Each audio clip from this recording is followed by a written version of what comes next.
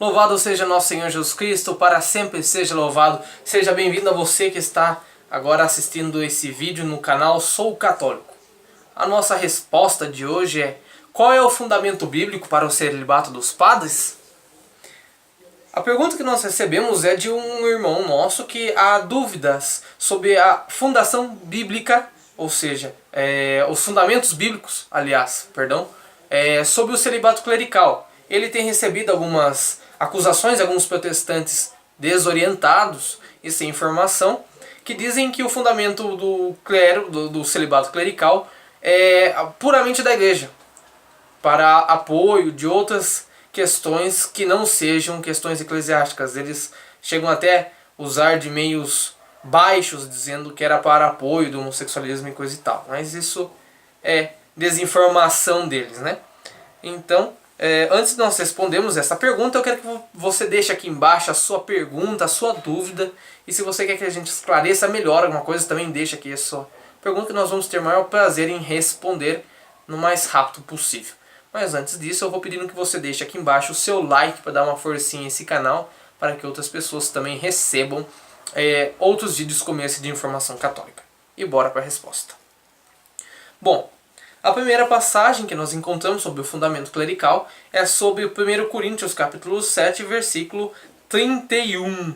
Como bem vocês sabem, o apóstolo Paulo era celibatário, assim como o próprio apóstolo João e nosso Senhor Jesus Cristo, né?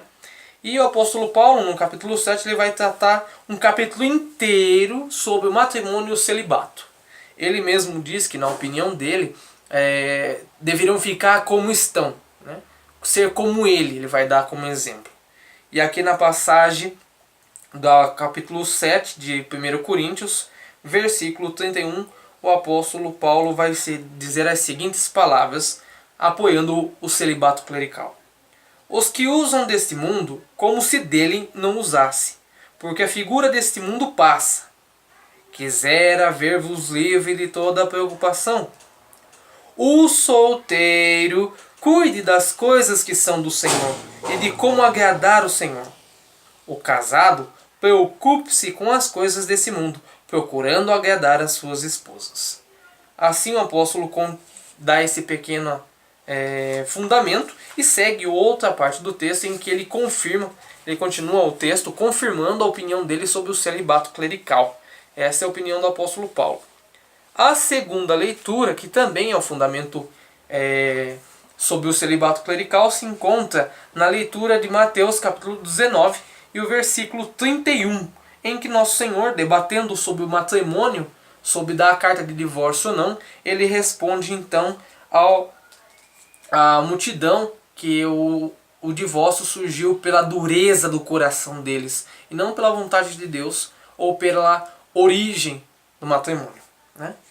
Ele diz assim, então, lá em capítulo 19, versículo 10, está assim: seus discípulos disseram-lhe: se tal é a condição do homem a respeito da mulher, é melhor não se casar.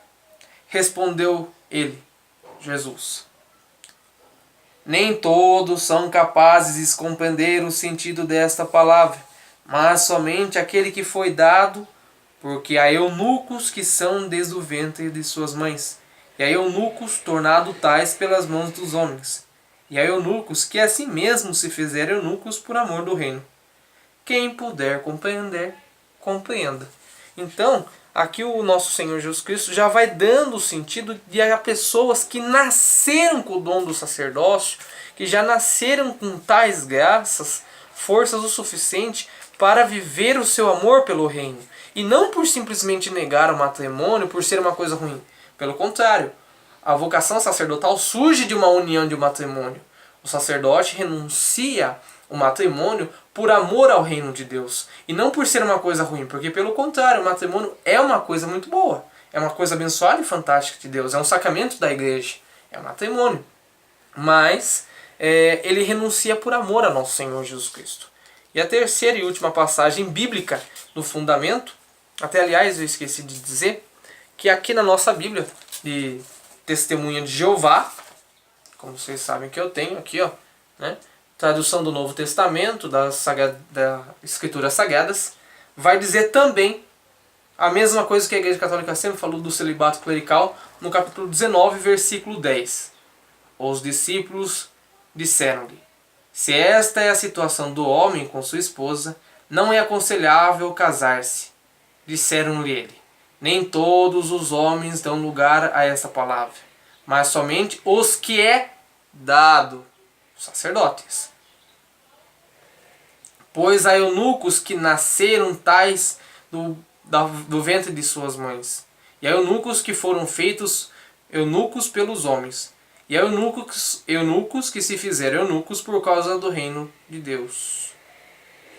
Dê lugar a isso aquele que puder dar lugar a isso. Ele está falando sobre o celibato. Você vê que até mesmo uma Bíblia de Testemunho de Jeová confirma aquilo que a Igreja Católica sempre falou. Isso é para comprovar para você que tem uma outra Bíblia, em outra denominação, que você leia aí também em Mateus capítulo 19, versículo 10, e veja que a Igreja ela segue isso desde o princípio. E o terceiro e último capítulo, que particularmente é o meu favorito, é em Mateus capítulo 22, versículo 29, quando Jesus está falando sobre a ressurreição. Disse-lhe Jesus: errais não compreendendo as Escrituras, nem o poder de Deus. Na ressurreição, os homens não terão mulheres, nem as mulheres maridos, mas serão como os anjos do céu. Olha, no céu não haverá matrimônio, né? Não haverá divisão entre esposo e esposa. Agora, os três motivos teológicos porque a igreja adota, que também são, querendo ou não, bíblicos, adota o celibato clerical, fundamentado nessas três passagens que passei. As três palavras são escatológica, cristológica e eclesiológica. Palavrinha difícil, né? Essas três palavras elas vão significar tais. Cristológica. Cristo, nosso Senhor, ele não foi casado, assim como João, assim como o apóstolo Paulo também não foi, e outros apóstolos, assim como o diácono Estevão, também apedrejado, primeiro mártir da igreja, também não era casado, era celibatário. Então é cristológico.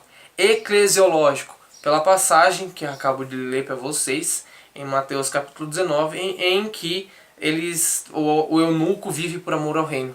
Então é eclesiológico para que o sacerdote, não tendo esposa, dedique-se mais a Deus e dedique-se a agradar a Deus somente. Esse é o eclesiológico. E o escatológico. Por que é escatológico? Fundamentado nessa última passagem bíblica que li, que futuramente não haverá divisão entre céu e inferno. Não haverá divisão, entre homem casado ou solteiro, né? Não haverá divisão entre homem e mulher, marido e esposa, mas serão todos como anjos, como o nosso Senhor vai dar em outra passagem, que no céu será essa grande núpcia do Cordeiro. Então o centro de tudo no céu vai ser Deus. Não vai ter mais essa união carnal que nós temos aqui. Também não haverá necessidade. O céu já vai estar populado. Então, no céu, o único matrimônio que existirá é o matrimônio entre Deus, em que nós passaremos a eternidade de contemplá-lo, a sua face, tal como ela é. Eu desejo a você, meu irmão, que Deus te abençoe e que você fique na paz do Senhor. Que Deus te proteja, seja você católico, apostólico romano, mas que Deus fique no seu lar e no seu coração. Deus abençoe.